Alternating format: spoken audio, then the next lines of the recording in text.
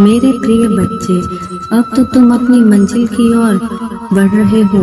यदि यह सत्य है तो लिखो हाँ, मैं अब बदल रहा हूँ, अपनी मंजिल की ओर बढ़ रहा हूँ। तुम निकल पड़े हो स्वयं को जानने के प्रयास में। अब तुम्हें उतना अच्छा नहीं लग रहा है। मेरे प्रिय बच्चे, तुमने अपना प्रयास पहले से अधिक बढ़ा लिया है, परिश्रम कर रहे हो। अब आगे पहुंचने का प्रयास कर रहे हो, जहां जीत तुम्हारी ही होगी। तुम्हें जो अच्छा लग रहा है, जिससे तुम्हें सुकून मिल रहा है, वह कार्य तुम करने लगे हो। कुछ ऐसी प्रक्रिया कर रहे हो, तुम्हें उस जीव शक्ति से जो जुड़ रहा है। मेरे बच्चे, हमेशा याद रखना, भले ही आज तुम बहुत मुश्किल दौर से गुजर रहे हो, तुम्हें दिखाई दे रहा है कि तुम्हें कितनी मुश्किलें हो रही हैं, परंतु आखिर में जीत तुम्हारी अवश्य होगी मेरे बच्चे, क्योंकि मैं तुम्हारे कर्म से बहुत ही प्रसन्न हूँ। अब तुम सत्य के मार्ग को चुन रहे हो, यही सब संकेत तुम्हारी जीत को सुनिश्चित करता है। अब भूल जाओ उन बातों को, क्योंकि जो हुआ वह बस तुम्हें कुछ अनुभव दिलाने के लिए था। अब तुम दिव्य मार्ग की ओर चल रहे हो। जो तुमसे ईर्ष्या करते हैं वो तो अभी भी यही खड़े रह गए हैं। 5 साल पहले तुम्हारी जीत ऐतिहासिक होगी। तुम्हें देखकर सभी की नींद हैरान होने वाली है। 11-11 लिख के अपनी कोई भी इच्छा ब्रह्मांड में प्रकट करो। मेरे बच्चे, तुम्हें हर एक क्षेत्र में जीत मिलेगी। अपने आप को इसी तरह आगे बढ़ाते रहो। यदि तुम अभिज्ञ के मेरे बच्चे, तो तुम्हारी माता रानी तुम्हारे जीवन को खुशहाल जीवन बनाने के लिए आ गई हैं। इसलिए इस संदेश को लाइक करके अपनी माता रानी को स्वीकृति प्रदान दो और कमेंट में जय हो माता रानी और हर हर महादेव जी लिख दो। तो मेरे बच्चे, तुम्हारे जीवन में कोई ऐसी व्यक्ति जिसकी इंतजार है तुम पर, वह वक्त पर कुछ ऐसी क्रियाएं करता है जिससे तुम्हें बहुत तकलीफ होती है। पिछले कुछ महीनों में तुम्हारे साथ बहुत बुरा घटित हुआ, कुछ बहुत बुरा, जिसने तुम्हारे मन को अंदर से झकझोर दिया। तुम्हारा स्वार्थ बहुत खराब था।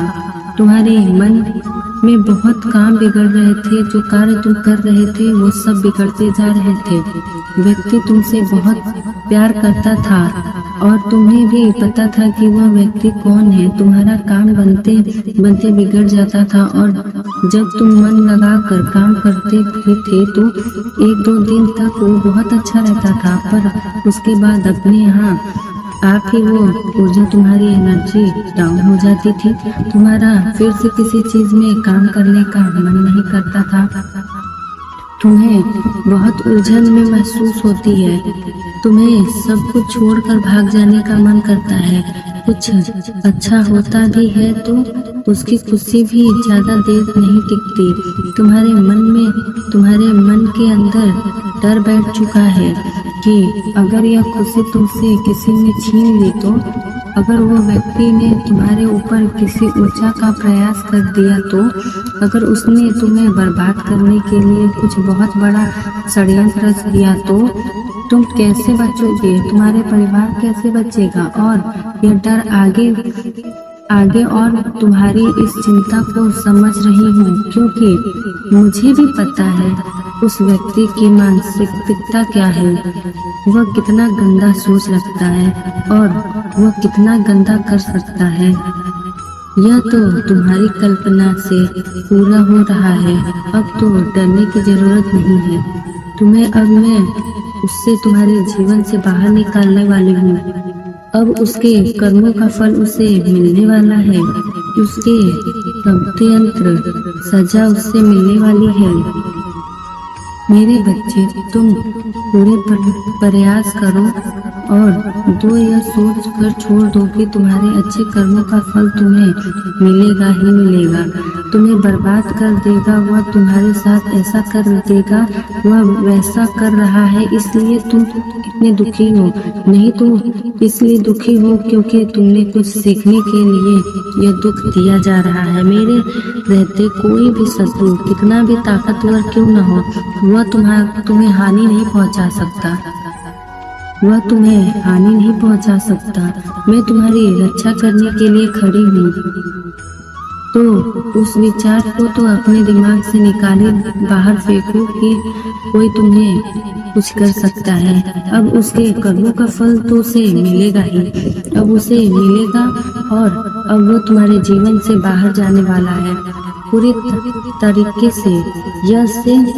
यह एक नए अध्याय की शुरुआत होगी तुम्हारे जीवन में, जहाँ पर खुशियाँ होंगी।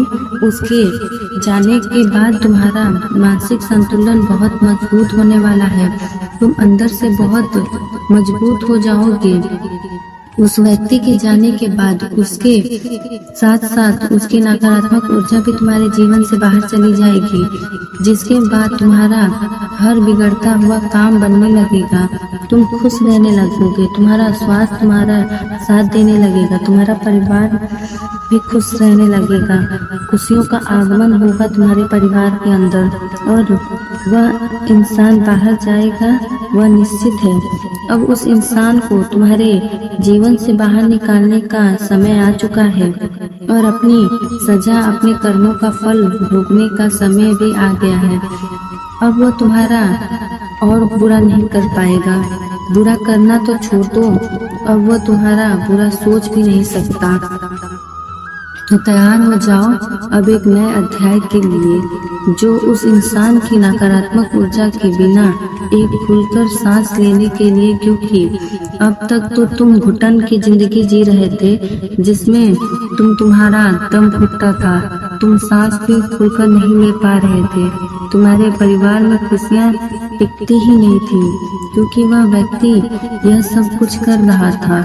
वह व्यक्ति तुम्हारे बहुत करीब होकर सब कुछ बहुत करीब से देख रहा था और तुम्हारे परिवार को नुकसान पहुंचाने की कोशिश हमेशा से करते आ रहा था।